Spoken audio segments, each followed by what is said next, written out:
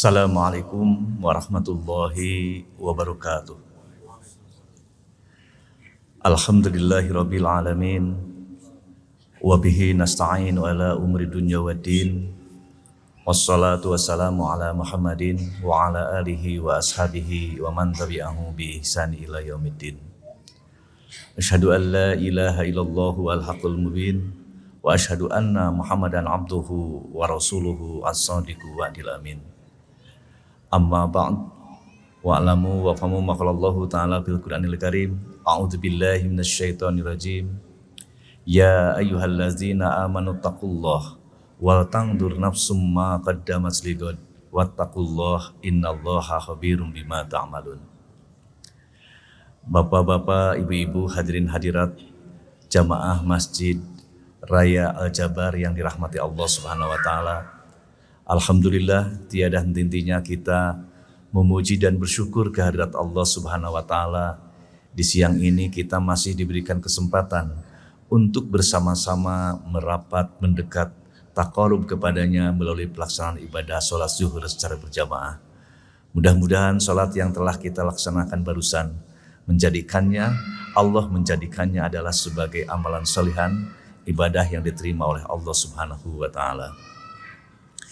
Bapak-bapak dan ibu-ibu yang dirahmati Allah Subhanahu wa taala, jika kita membuka almanak miladiah, almanak Masehi, maka kita sudah berada pada bulan terakhir dalam perhitungan miladiah. Yakni kita sekarang sudah masuk bulan Desember, dan setelah bulan Desember kita akan masuk kepada bulan baru yang namanya Januari.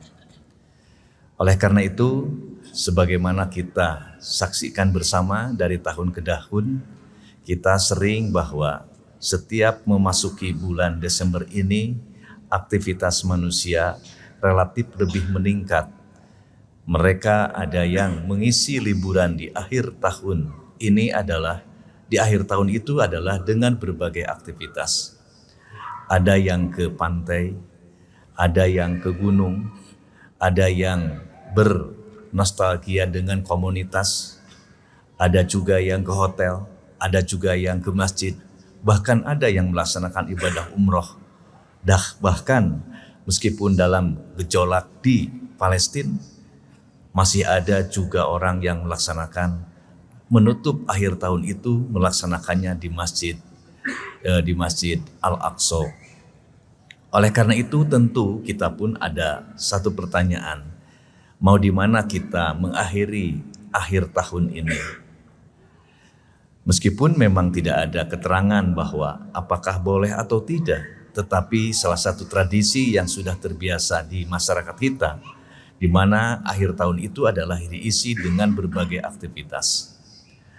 Apapun aktivitasnya, dimanapun kita melaksanakannya dan dengan siapapun, maka salah satu kewajiban kaum muslimin, maka di akhir tahun itu salah satunya untuk melakukan muhasabah, yakni melakukan introspeksi. Apakah kita di gunung juga sama lakukan introspeksi terhadap amal-amal kita. Kalaupun kita ada di rumah sama.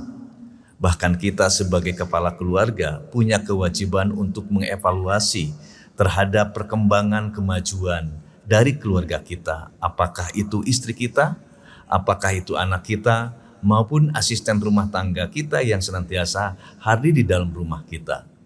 Mengapa harus lakukan itu? Allah Subhanahu wa taala di dalam Quran surat Al-Hasr ayat 18 mengingatkan kepada kita, Ya ayyuhalladzina amanu taqullaha wa tanzur nafsum ma qaddamat lighad wattaqullaha innallaha khabirum bima ta'malun. Wahai orang-orang yang beriman, bertakwalah kamu kepada Allah dan adakanlah untuk senantiasa menghisab, mengevaluasi, menghitung amal-amalmu sehingga bisa mempersiapkan untuk amal di masa yang akan datang. Di dalam hadis Nabi Muhammad SAW juga kita menemukan ada kewajiban kita untuk melakukan muhasabah. Di dalam hadis Nabi Muhammad SAW disebutkan riwayat Imam Al-Hakim, Man kana yaumuhu khairum min amsihi fahuwa robihun. Wa man kana yaumuhu misla amsihi fahuwa magbunun. Wa man kana yaumuhu syarrum min amsihi fahuwa mal'unun.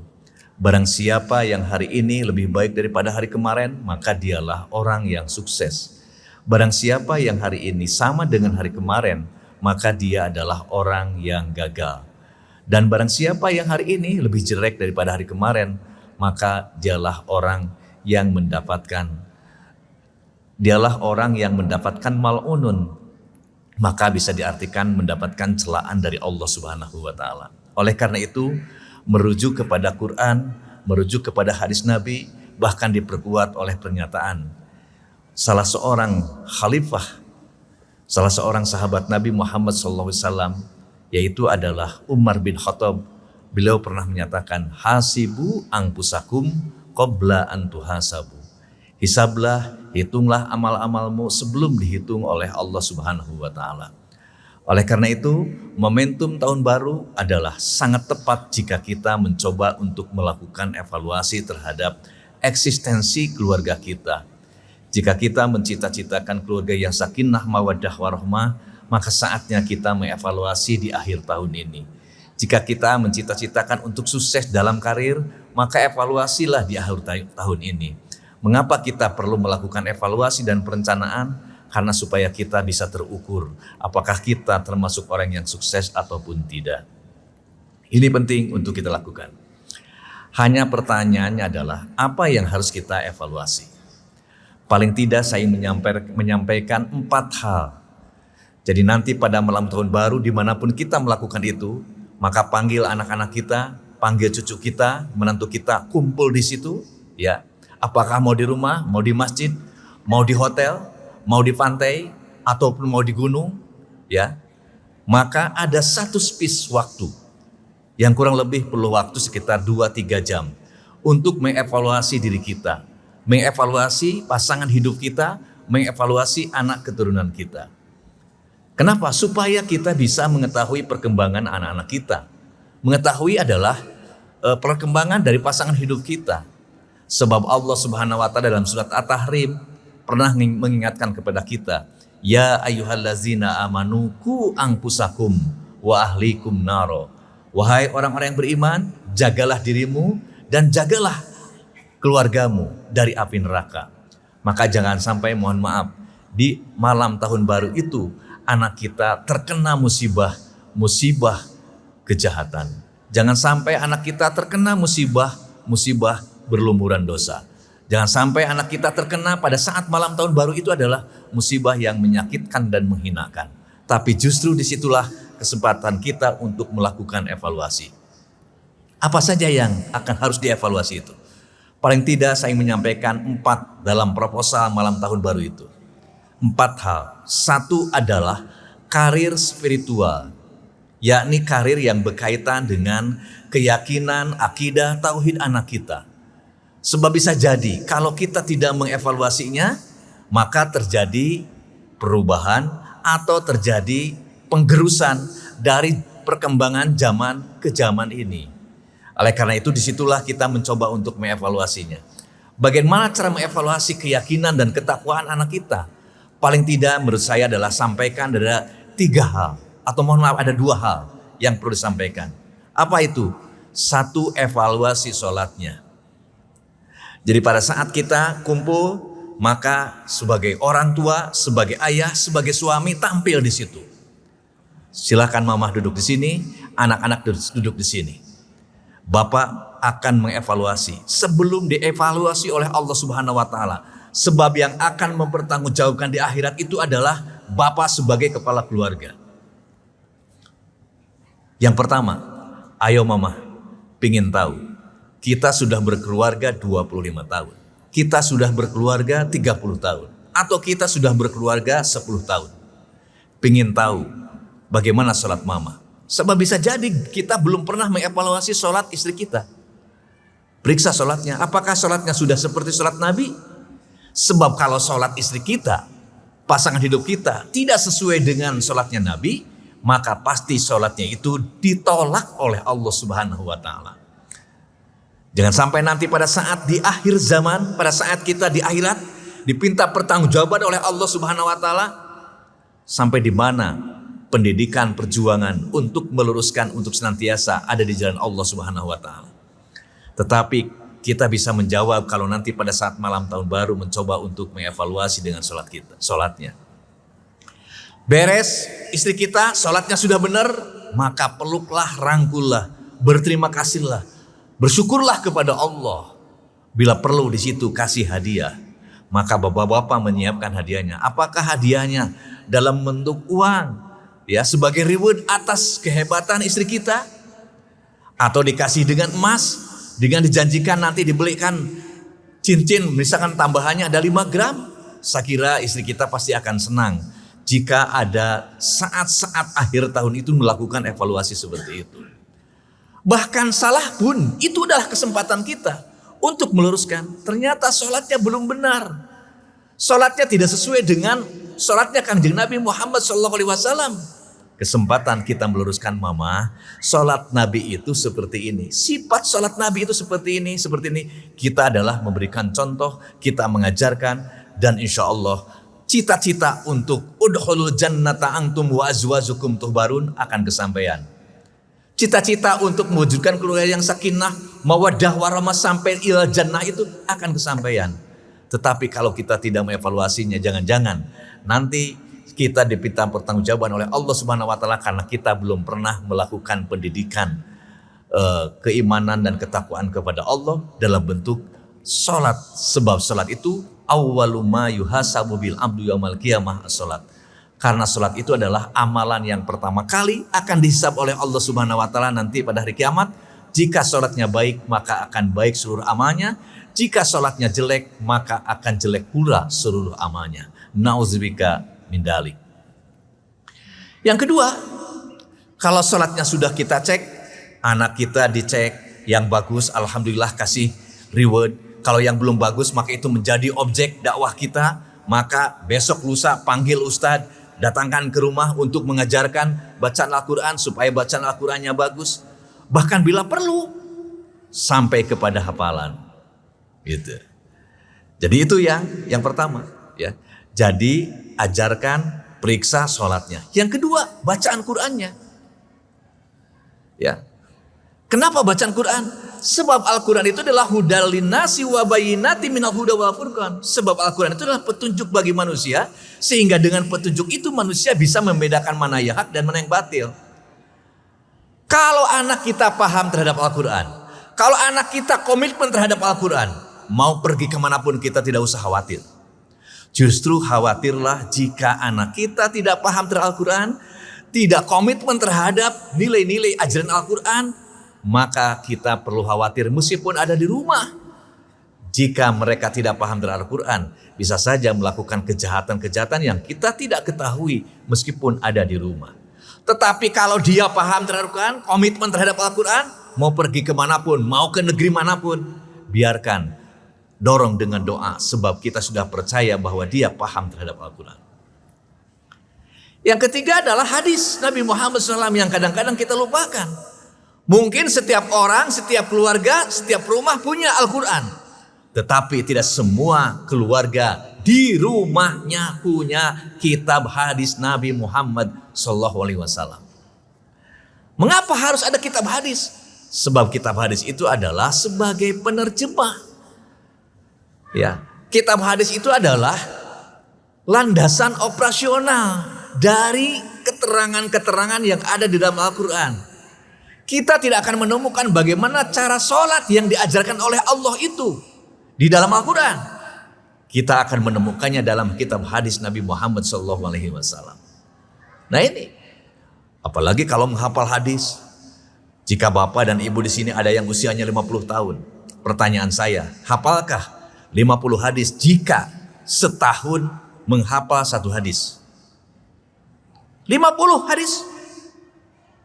Ada enggak?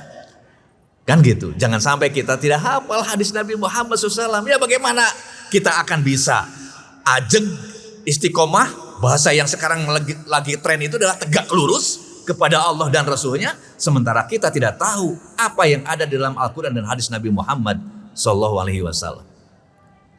Ibu-ibu, ya, bapak-bapak, kalau hafal sebuah lagu, wah, kalau apalagi lagu itu disenangi, pasti akan dijiwainya. Cinta terlarang, wah, dijiwai sampai menangis itu. Pernahkah kita membaca Al-Quran dan membaca hadis Nabi Muhammad SAW penjiwaannya sampai menangis? Ini pertanyaannya. Oleh karena itu, momentum pergantian tahun baru itu adalah saat yang tepat untuk mengevaluasi anak kita. Bagaimana sholatnya, bagaimana bacaan Qurannya, bagaimana bacaan hadis Nabi Muhammad SAW. Lebih indah jika berapa surat hafalannya, berapa ratus hadis hafalannya. Kalau mereka sudah seperti itu, biarkan mau pergi kemanapun kita. La takhaf wa la tahzan. Gak usah khawatir, gak usah sedih. Mau pergi kemanapun, dia akan hidup berada pada jalan Allah Subhanahu wa Ta'ala. Itu yang pertama yang harus kita evaluasi. Karir spiritual. Gitu. Yang kedua adalah karir intelektual. Apa maknanya? Ya, ini kita perlu mengevaluasi. Sebab ajaran pertama yang diajarkan Allah kepada Nabi Muhammad SAW ketika diangkat Nabi dan Rasul itu adalah ternyata ajaran membaca. Iqra bismi rabbikal ladzi khalaq. Kenapa harus membaca? Sebab membaca itu adalah akan mempengaruhi terhadap sikap kepribadian seseorang. Kalau bacaannya komik, maka pikirannya pasti isi komik. Kalau bacaannya adalah psikologi, maka dia pikirannya ke psikolog. Kalau bacaannya adalah ilmu kedokteran, maka dia akan paham tentang ilmu kedokteran. Betapa penting membaca itu. Salah satu kelemahan kita karena kita tidak pernah punya perencanaan dalam hidup. Coba tahun ini ditanya, berapa buku yang dibaca selama tahun 2023? Karena kita tidak punya program, jawabannya ragu pasti gitu. Ya. Tapi kalau kita punya program tahun ini harus membaca 4 buku. Ternyata dalam pelaksanaannya bisa membaca 5 buku. Berarti itu bagus. Tetapi kalau kita sudah punya program membaca 4 buku tetapi tidak sampai 4 buku, maka di situ adalah evaluasi. Kenapa tidak sampai? Oh, karena terganjal aktivitasnya dengan kegiatan-kegiatan yang lain. Maka disitulah kita membuat evaluasi. Membuat program itu yang jelas gitu. Yang terukur. Sehingga kita akan bisa percaya diri di dalam hidup ini. Oleh karena itu, yang kedua adalah karir intelektual. Yarfa'illahu allazina amanu minkum walladzina utul ilma darajat. Allah Subhanahu wa taala sudah berjanji, Allah Subhanahu wa taala sudah menjamin siapa yang beriman dan berilmu maka dia akan ditinggikan derajatnya dibandingkan dengan hamba-hamba Allah yang lainnya. Jadi oleh karena itu, malam tahun baru saat yang tepat untuk kita bersama-sama kumpul dengan anak. Anak berikan berikanlah program, baca bukunya untuk tahun ini berapa. Tahun yang lalu berapa. Kalau ada kenaikan setiap tahun 1 buku, 2 buku, 3 buku, pertanda bahwa kita sukses. Itu adalah dalam parameter yang disampaikan oleh Nabi Muhammad SAW. Yang ketiga, yaitu adalah selain karir spiritual, karir intelektual, yang ketiga adalah karir finansial. Yaitu adalah kaitan dengan kehidupan materi kita. Periksa anak kita itu. Bagaimana lihat dalam rapotnya, bagaimana dalam prestasinya kalau yang masih sekolah. Kalau yang sudah bekerja, cek. Jangan sampai anak kita sejak bekerja sampai sekarang tetap saja jadi staf. Sudah 10 tahun menjadi staf. Itu harus menjadi pertanyaan orang tua. Kenapa sudah 10 tahun bekerja tetap masih menjadi staf? Bisa jadi di situ adalah mungkin kapasitas keilmuan. Bisa jadi adalah kapasitas integritasnya, akhlaknya kurang bagus, ya, atau punya kesungguhannya kurang. Maka disitulah kesempatan kita untuk mensupport anak kita. Orang yang sukses itu adalah di mana hari ini harus lebih baik daripada hari kemarin. Sekarang menjadi staf, besok tahun depan maka harus menjadi salah seorang, naiklah pada tingkat posisi yang lebih tinggi. Itu sangat mudah untuk mengukurnya. Termasuk kita pertanyakan, kalaupun ada yang langsung melesat karirnya, apakah ini dilakukan dengan cara-cara yang halal ataupun tidak. Sebab jangan sampai kita mengejar dunia tetapi tidak ada pondasi landasan-landasan spiritual, tidak ada landasan-landasan nilai-nilai agama, maka menghalalkan segala cara itu pun tidak dibenarkan oleh ajaran agama kita. Terakhir, yang keempat, Bapak Ibu hadirin yang dirahmati Allah Subhanahu wa taala, yaitu adalah karir sosial kita, kebersamaan kita, kekompakan kita, ya, kesolidan kita, kesolidan dalam keluarga. Apakah mereka saling membantu antar satu keluarga dengan keluarga yang lain? Kakaknya bisa membantu nggak kepada adiknya, adiknya bisa memperhatikan nggak kepada kakaknya dan sebagainya. Bahkan mungkin bisa jadi adalah yang lebih luas, yaitu adalah bisa membantu kesulitan orang lain. Alangkah indah pada malam tahun baru. Semuanya kumpulkan anaknya 5, yang satu sudah menjadi pejabat, yang satu sudah punya posisi yang hebat, yang satu adalah pengusaha yang maju. Tanya, berapa uang di dompet anak-anak bapak sekarang ini? Ambil semuanya. Yuk kita berangkat datang ke panti asuhan jam 12 malam pada saat peng 00 itu. Orang lain adalah pesta kembang api, orang lain itu adalah pesta dengan minum-minuman. Kita membawa anak-anak kita ke panti asuhan. Sekali-kali tengok ada namanya panti bayi sehat di Jalan Purnawarman. Itu adalah panti usia 5 tahun ke bawah, usia balita. Pas datang ke sana kita pasti akan menangis. Mereka akan merangkul kita, mereka akan menyambut kita. Ada yang memanggil ayah, ada yang memanggil mama, ada yang memanggil ibu. Itu anak-anak. Yang mereka itu tidak jelas ibunya di mana, yang tidak jelas ayahnya sekarang sedang ada di mana. Hanya dirawat oleh kami gitu. Coba cek ke situ. Maka beres anak-anak kita membagikan apakah makanan, membagikan apakah amplop, setelah itu pulang di jalan obrolkan sama anak. Ananda bersyukurlah. Ananda masih punya ayah, Ananda masih punya ibu, Ananda punya kakak, Ananda punya adik. Coba tadi di panti bayi sehat itu, mereka itu adalah tidak punya ayah, tidak punya ibu, tidak punya kakak, tidak punya adik. Mereka untung masih ada yang mengurus juga. Oleh karena itu bersyukurlah dan siap-siaplah harus menjadi orang-orang yang hebat dan harus punya tanggung jawab di dalam kehidupan. Saya kira ini yang penting sebetulnya, muhasabah yang harus kita lakukan pada saat malam pergantian tahun baru ini. Bapak-bapak dan ibu-ibu yang dirahmati Allah Subhanahu wa taala, inilah barangkali pikiran-pikiran kecil yang ada dalam pikiran saya untuk dibagikan dengan Bapak dan Ibu sekalian. Mau di mana tahun baru dan dengan siapa dan mau apa melakukannya. Kalau boleh saya menyampaikan proposalnya, menyampaikan pikiran seperti itu. Mari kita jadikan sebagai lahan muhasabah kita, mengevaluasi terhadap anak dan keluarga kita. Kalau itu dilakukan, maka tahun depan pasti anak kita, cucu kita, mantu kita akan nanya lagi, ayah, tahun depan kita malam muhasabahnya adalah di Bali. Tidak ada masalah. Oh, mau di Masjid Al-Jabar, tidak ada masalah. Tapi disitulah harus ada saat-saat untuk melakukan keakraban dalam bentuk evaluasi. Jika itu dilakukan, besok lusa kita meninggal, maka kita sudah mengetahui anak yang pertama sudah bagus, anak yang kedua masih ada kekurangan. Maka disitulah sudah dititipkan nanti ke kakaknya nanti ya. Kalau ayah duluan, didik, bina, si dede, kenapa? Karena masih kurang dalam hal ini dan sebagainya. Tetapi kalau kita tidak tahu apa-apa, blank, mau wasiat apa, mau nitip apa kepada anak, mantu dan cucu kita. Tetapi kalau kita sudah bisa mengevaluasinya, insya Allah itu akan menjadi bahan renungan kita bersama.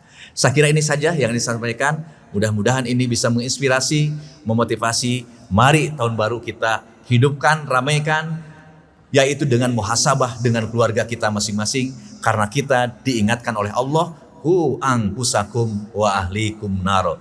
Jaga dirimu dan keluargamu dari api neraka, sehingga hasil muhasabah itu adalah menghantarkan kita menjadi keluarga yang sakinah mawaddah warahmah, bahkan sampai ke surga Jannatun Naim. Kurang dan lebihnya mohon maaf. Terima kasih atas perhatiannya. Saninten buah saninten, ayana di parapatan, hapunten abdi hapunten, bilih ayah kelepatan. Nasru minallah wa fatun qarib, wa basil muminin. Assalamualaikum warahmatullahi wabarakatuh.